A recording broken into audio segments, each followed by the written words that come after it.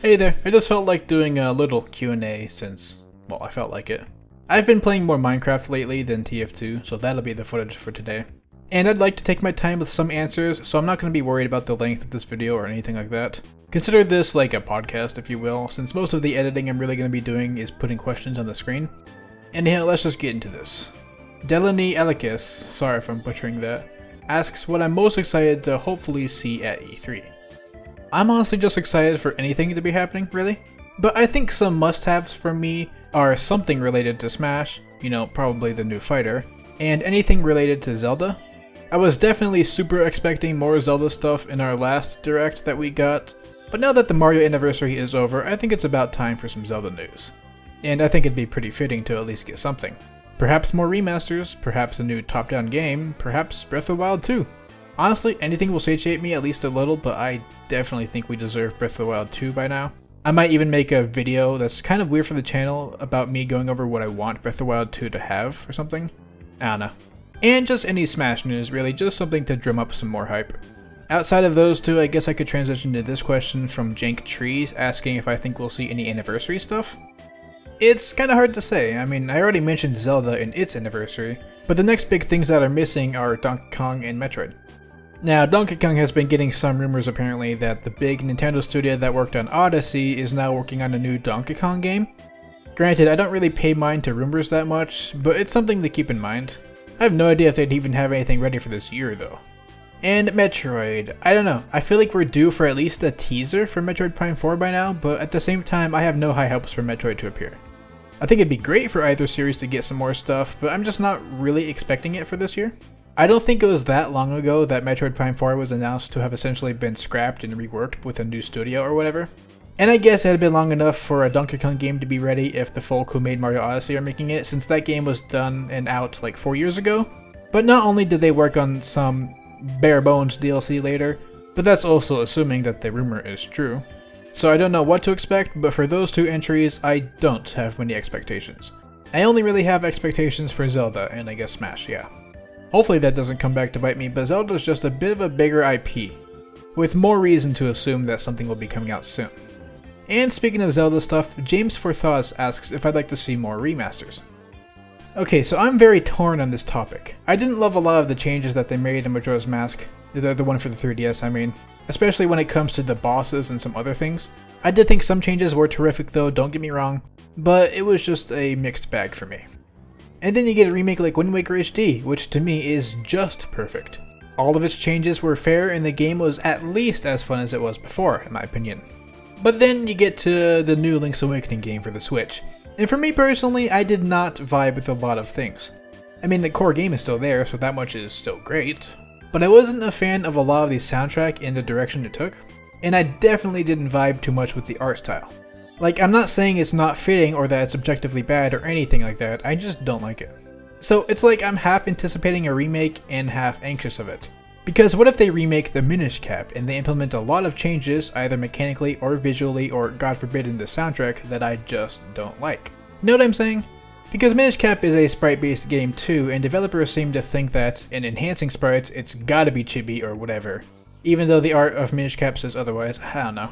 On the other hand, the remake could be absolutely everything I ever wanted, while also helping Minish Cap become even more popular, as it did go a bit under the radar when it was released on the GBA.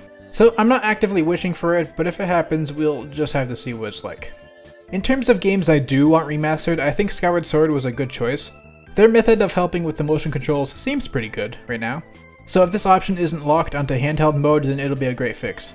Otherwise, I say just tone down Fi a lot and make some of the pesky menu pop-ups less prominent, and then I'd say a lot of the warranted complaints are gone.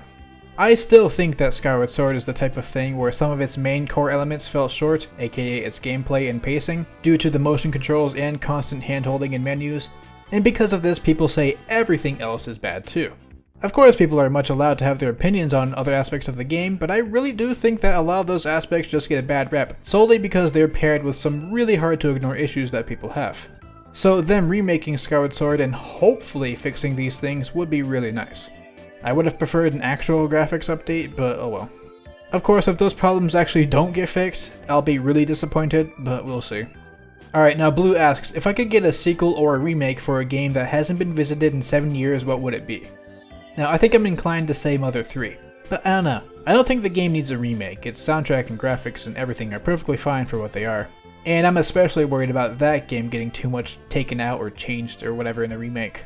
But a sequel, I'm not sure.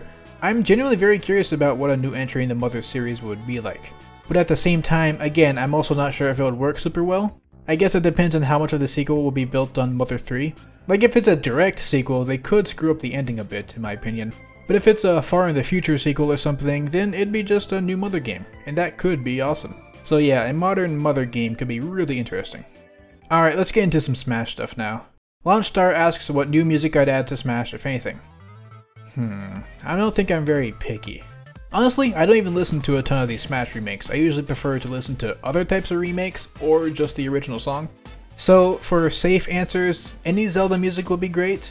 So I guess Zelda Mii costume or fighter. I'd like a fighter. Same with the Mother series. I don't think they need a fighter. Actually, Porky would be pretty cool. I love the Mother music too. I think some more Sonic music could be cool too. I mean, they've already got a pretty good rep, especially with having Studiopolis Zone's music, but they could use some more. And I mostly say that because I think it'd be really fitting for that to come with Eggman as a fighter. I really do think Eggman belongs in the game, even if I don't really have much personal attachment to him. Actually, Mr. Mike asks who I think they'll end up revealing for Fighter Pass 10. Now, the wording here is different. I think Eggman deserves to be in the game, but I don't think they'll reveal him. I'm not saying it's out of the question by any means, I just don't really think about that kind of stuff. When it comes to future Smash DLC, at this point there are no guesses, only wishes. Like, I don't think they'll add Phoenix Wright to Smash, but I'd certainly like it. I'm not too much in the whole speculation thing, especially because I just like to be genuinely surprised, and I've got other things to do, you know? Not to mention how basically every single speculation I've seen so far has been completely wrong, so not a great track record, you know? Speaking of not having other things to do though, Dunkus Supremo asks who I'd hate to see revealed for Smash DLC. And I gotta say, I don't care. If it's someone I like, that's awesome. If it's not, that's fine so long as they're fun or interesting. I'll be able to make good content out of them either way, and that'll be that. Obviously, I like characters I'm already fond of, that's like a given, but it doesn't go to the point where I'd actually be mad to see someone. Especially that Fortnite dude, Jonesy or whatever. Like, okay, I'm gonna be real here, I might be a little bit weirded out if he was added, but at the same time, that's pretty good for content, huh? And it puts Smash on a whole new level of, I guess you could say, relevancy? Oh, actually, maybe Gino. I don't know why, I just hate Gino. Hate him. I think he's dumb. But he's also a Mii costume right now, so if he gets added, that adds more possibilities for future characters. But yeah, I don't know. I just don't care. This is somewhat related, but SunCub asks how much I think Nintendo fans are going to complain when the games get shown at E3. Okay, actually, rant time. It's not just Nintendo fans who complain. Literally everyone does. About basically everything. Don't believe me? Get out more. Actually, no, you don't even have to. I imagine we're all getting that complaining data from the internet, right? Especially places like Twitter or Reddit, and even the YouTube comments and stuff. Do you know what those places are? They're just cesspools for raw negativity and complaining and crying and all that. Not to say that opinions on those sites are automatically bad, of course not, that's stupid. But they're sites that don't really promote in-depth discussion, thoughtful insight, or diverse takes. Rather, due to how they're built and the folk that use them, there is usually more focus on extremely reactionary takes, echo chambers for whatever opinion, and very bare-bones arguments and thoughts. Nintendo fans can complain a lot, sure, but in my experience in a lot of different types of communities and, you know, life, a lot of people complain a lot. Especially folk who complain about complaining. When a bad review comes out, I think I see more people complain about the complaints than I actually see complaints. But I'm not going to try and change anyone's mind in that respect, just take that food for thought and apply it to yourself in whatever way. I try to only use Twitter as a means of getting memes and occasionally seeing Smash clips and sometimes staying in touch with the news. Anything else is exactly the opposite of good for my health. Alright, next up, Robbie Gamer asks if I want a Fighter Pass Volume 3. You know, even though I feel like I shouldn't, in my gut I know very well that yes. I want more fighters added to Smash, I want more DLC. I want this to keep on going for years and years until the roster reaches 1 billion characters. Why? Because that keeps the game alive and relevant, which is obviously entertaining, but also good from a content creator standpoint. I don't think I have to explain why. But at the same time, I also don't want this. Not only would it heavily inflate the amount of characters in the game to an even higher and more ridiculous amount, but the developers gotta take a break eventually, man. Move on to new projects, something else, I don't know. I have no idea what kind of longevity this game will have after its DLC is gone. The competitive and tournament scene right now is pretty screwed up because of the pandemic, but hopefully that should be getting better soon. But even after that, the casual audience, I imagine, is having a bit of a hard time. Well, with how absolutely god-awful Smash's online is. So I don't know, we'll just see. Very related actually, Lime has a good question regarding why I got into Smash, why I've stuck with it, and the future of the channel once updates stop coming. The origin story isn't too bonkers. I played Smash like crazy when I was a child, Brawl specifically, played it a ton, so obviously I was super excited for Smash 4 when that was being released, but I'd always only been able to play by myself with CPUs since my parents' house had god-awful internet. So when I got Smash 4, eventually I got access to a mobile hotspot which let me play a little bit online. It was still slow, of course, but at least it was finally possible. And this revelation sort of led me into being interested in Smash from a competitive standpoint, right? So I got into that, yada yada, but it got to the point where I was getting pretty good at the game, and also getting into some more unique stuff, especially with the casual aspects of the game with item play and item combos. I've always wanted to be a content creator for as long as I can remember, so I sort of used all that Smash stuff to start dipping my toes into the field. We all know how the story goes from there, made item combos, those got popular, I kept making them until I moved over to YouTube, experimented with other videos on top of the item combos, then found the Random Facts series, and that's that. Now, why have I stuck with it? Well, there's a few answers I could give there. One is that diversifying your content when you're already well established in one series is always going to be hard for a content creator. You're almost guaranteed to get less views, and unless you're really big, those less views could be pretty impactful since it still takes a lot of effort to make these videos. And two, I don't play many other games nowadays. I play TF2 and Minecraft.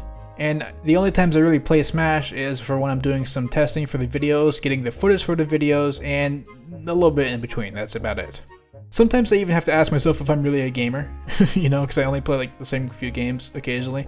But it's just that I spend most of my free time either watching videos to learn things or chill, watching anime or anything like that, and I stick to the other games because they're more sandboxy, and I can just play them while doing other things, primarily listening to Japanese immersion, or just chilling in general.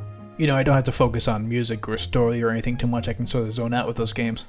Regardless, I don't think it'll always be like that. Once the new Zelda game comes out, I'm gonna at least try to make content for it, which will be a bit of a risk, but come on, it's the new Zelda game, my favorite series, I gotta try it. And I do have some plans there.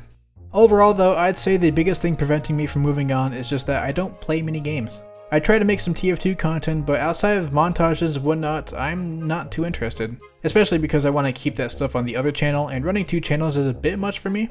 And I really don't see me doing Minecraft. At least not in the educational route my channel is taking. If there's one game that has content absolutely overflowing, it's Minecraft.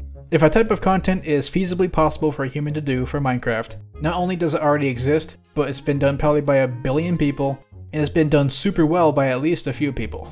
So I don't think I'll be touching the series anytime soon, I don't know. I really don't know what I'd even be doing there, you know?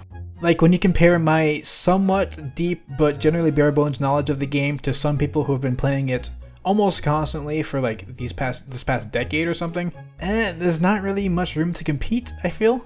As for the future of this channel, like I said, potential for diversity later, especially with the new Zelda game, but I think there's gonna stay a focus on Smash until something big happens, like either a new game comes out that absolutely hooks me, or if the new Zelda stuff does well enough. I don't think I'll ever abandon Smash though, that would just be kinda rude to the viewers, probably, but who can say. For the more short-term stuff, I'm just going to keep a consistent stream of random facts videos, appreciating the little details videos or whatever, the off-Smash video like I did for the footstep sounds, and hopefully music. I'm going to try and start working on that more. We'll just have to see what happens. LukeNS also asks how I'm feeling about my channel in general. They specifically brought this up because I had mentioned that views are getting a bit lower in my description of my previous video. And yeah, the overall views that this channel is getting is about 1/4 as much as it was last year, maybe closer to half or so, I don't know. It's kind of weird to think about. Because on one hand, doing half as well sounds like a pretty big dip. But on the other hand, that's still tens of thousands of views per video. I think the only area I'd ever have to worry about would be financially, but I'm thinking I'm going to be a little bit more liberal with sponsorships when I can, and I'll still be fine. But as a content creator, this is an interesting spot to be in. You gotta ask yourself some questions, like, are my views lower because there's less interest in Smash? Are they lower because there's less interest in my channel? Should I try a new series and move on with that instead? Or should I be content with the fact that I have a really solid and consistent viewer base now? I don't think there's a right answer either. I'm just going to keep experimenting with the channel while doing what I know works at least somewhat, and we'll just see where we go from there.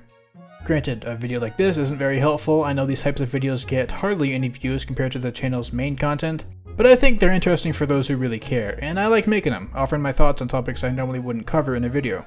For some things in life, you just gotta keep plugging away, even during seemingly bad times. You'll be rewarded for that persistence. I was rewarded for it in the past, and I'm not gonna change that mindset again anytime soon. You just gotta keep on going. Next, Blue Bat Star asks how long it takes for me to make a video. Obviously, there's a lot of variables at play that can change depending on what I'm making and, just sheer luck. But in general, I'd say it takes a total of maybe 25 or so hours, give or take again. And that's for my random facts videos at least. And that probably seems a little small. Even if I made one video a week, I'd barely be working a part-time job. But it's a bit different for a creative-based freelance job. See, that's 25 hours of straight work, not including the breaks I take in between, because I like to work in focused short sections rather than scattered long periods of time. Not to mention how if I put too much strain on this type of thing, it'll no doubt affect the final product and my enjoyment of this whole thing. It's a job, sure, but if I was in this solely for the money, I'd go get an office job, And I gotta pair this with all my own things like health, working out, eating well, doing errands, doing music stuff, studying Japanese, and breaks and whatnot. Now, could I put more effort into it? Sure, probably. I could probably be getting full high-effort videos out once per week. And would other people probably be able to do this at a much more efficient rate and put more work into it? Again, yeah, probably. But I personally would be sacrificing a good amount of things to do that. Things I do not want to sacrifice. I think a video every 10 or 11 or so days is still pretty good, so yeah. Alright, on to some more personal questions. Maud asks if I'm feeling alright.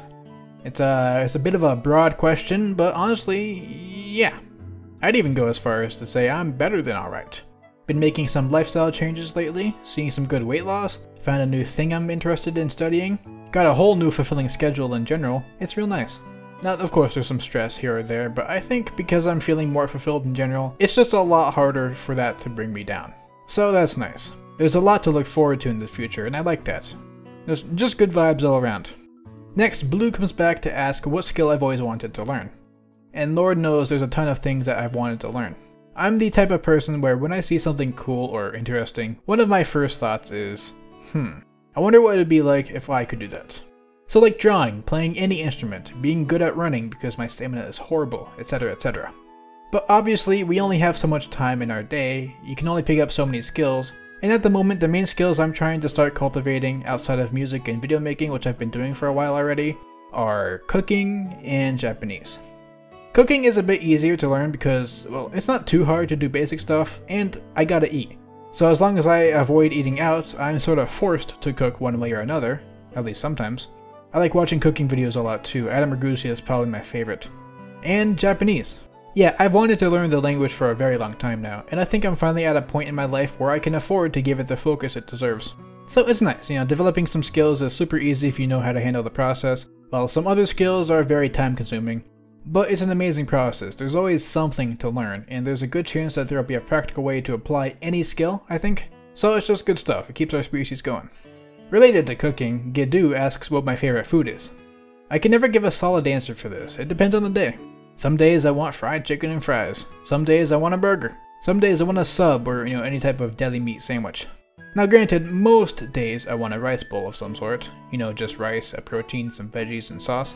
Very simple, healthy if you do it right, and very tasty. I guess what I consider my favorite foods as is going to change as I continue dieting. Like, I haven't eaten at a restaurant outside of special occasions with family in well over a month. So it's been a while since I've had a burger or wings or fries. My new favorite side snack is almonds. Those are replacing chips for me. But yeah, kinda anything at this point. But sandwiches like subs or any type of rice dish is usually a safe bet with me. Similarly, Heroine Hero asks what my favorite vegetable is. Onion. I mean, garlic is important too, and I also love that, but I think onions are my favorite things. It's, I guess it's kind of weird to have such a love for onions, but I don't know. Outside of something like, I guess, lettuce or whatever, it's a solid go-to choice for me. I love it. Next, my buddy Ordle asks what I do when I need time to myself to either focus on work or just a mental break or whatever. There's two different routes for this question for me. The first route assumes that you don't live alone, that there's usually somebody around you, either in another room or in your room too. This was a lot of my experience in college, and what I did to take mental breaks was to just go for walks outside on campus, and I found a spot for me to be alone in to just vibe. At college, that was one of the piano rooms, where I could just sit in there alone, practice piano, think, or anything like that. When I wanted to work though, I used my PC to work, so I didn't really have many options other than to be in my room, and that's just where headphones come in. I tend to establish early on that I'm not too much of a talker either, so I guess because of that I don't get too bothered by my roommates or whatever. But yeah, generally just find some location that you can be alone in or some activity like walking, and that's that. Now if you live alone like I do, or at least generally alone, then I feel like it's a bit of a different approach. Chances are your friends are either people you schedule to meet up with occasionally, and or they're online. Personally, I think the situation is solved from the get-go in that case. If you need a break, turn off the computer and go do something else, like listen to music, do some chores, go for a walk, anything. If you need to work, just turn off your communication apps like Discord or Twitter and just work. Things like these need self-discipline, and if all the elements are generally in your control, as is the case when you live alone usually, then that's that. Next up, Max Detney asks, what's the how is you yes PK Fire? Chewy LOL asks what my opinions are on Gaben's confirmation of TF2 updates. This is technically something I could say for my TF2 channel, which I need to make a video for eventually, but whatever. But I don't have enough thoughts to make a whole video on it. And for those of you who are watching but don't know anything about TF2, well, you probably know at least a little bit about how the game isn't getting updates and whatnot, but I'll try to keep this quick. Basically, for those of you who don't know, Gabe Newell, the Valve dude, was recently asked in an interview about TF2. In that interview, he said that they have updates prepared for TF2, and that they are aware of the bot crisis going on and probably have good solutions, or whatever. The first one means nothing. Obviously, they have updates. We've been getting updates. Halloween 2020, we got a lot of good stuff. Cosmetics, war paints, unusuals, fun maps, all that. Smithmas 2020, we got even more good stuff. Cosmetics, war paints, unusuals, fun maps, new taunts, and even a new permanent map. We've been getting updates. They're just updates using things that the community made. But, you know, they're still updates. What Gabe said at the interview tells me nothing other than we're going to keep doing these types of updates. Obviously. Are the updates he's referring to bigger than normal? Who knows? But there's certainly zero reason to think it. I swear, TF2 fans are so starved that even a breadcrumb of information about this game can be turned into an entire bakery. I'm most interested in how he said that they have things planned for the bot crisis, maybe. I mean, he wasn't very specific about it, and I'm not super hopeful because of that, but the fact that he even acknowledged it is pretty cool. I think it's the first time any official employee at Valve, let alone Mr. Valve himself, actually acknowledged it, so that's at least reassuring maybe? But that's about it. Don't count your eggs before they hatch, let's just see what happens. Next, Raymond Jr. Tylerman asks when I'm going to try out Monster Hunter Rise. I don't know if this is a random question or one prompted by my comment I once made on an Arlo video, but I don't know. I am very interested in Monster Hunter Rise. I think I'd absolutely love the game, but at the same time, I can't really afford to get addicted to a new game now. The combination of staying healthy, cooking, learning Japanese, and making videos for this channel, I feel like that flow, especially the learning Japanese and cooking parts, could definitely get messed up if I got too into the game. So I'm just not gonna risk it. Kinda unfortunate, but I have my priorities set right now. Maybe I'll try it out in the future, but I don't know. It looks like an amazing game and I know I love it, I just need to do other things right now. Next, the noteworthy Danny asks what my background is and why it's important to me. I answered that first part in my last Q&A. It's the entrance to the Palace of the Winds from the Minish Cap, made by that boy Meech _. Now the reason why this is my background and why I put so much focus on this specifically is interesting. I dunno, same story for my profile picture. When I was young, I loved a lot of games, but the setting and feel of that penultimate section of Minish Cap was just something I really loved. I loved the vibe of a super ancient palace, super high above the sky, and the colors and all that. Whenever I thought of a new world for myself in my little child imagination, there was a good chance some of it was based around that. It's just so fundamental to me that I can't really explain why I liked it so much, I just did. And if Minish Cap was a super duper popular Zelda game, like Ocarina of Time and stuff, I might be less inclined to have such a focus on it. But the fact that it was super obscure at the time and not many folk knew about it as much as the other Zelda games, made me kind of determined to put it on the grid more. Give it the love it deserved, all of that. So now I'm very attached to the wind element of my profile picture, and I'm also very attached to the background here. Even if it's not actually the best background for a video because there's a bit going on here, I try to remedy that by putting up a layer of blue over it whenever I want to show pictures or whatever, you know? You've probably noticed it. Why not? Lastly for this video, Logan Barr asks, is that right, Barr? Asks if I compose the outro myself. Considering I sometimes make music with the Mother 3 and Minish Cap sound fonts, I get why you'd ask that. But no, the outro is ripped straight from Minish Cap. It's called the Cloud Tops. And it's another thing I've always loved to pieces, and I thought it was kind of fitting for the channel with everything going on. Another thing I wanted to expose more people to, you know? You'll hear the song in a little bit, after I thank my patrons of course. Those being Sashanks, Skully, Burbo, Hobo King Niklz, Raighne, BG, Daneplay, Feurolant, Parade Dino, Glaceon, Jigs, Keckothedragon, Skye, and Stan LOONA. Anyhow, I hope you continue to support my channel and my content. I love you all very much in a very platonic yet genuine fashion, and I hope you keep existing. Stay casual, later.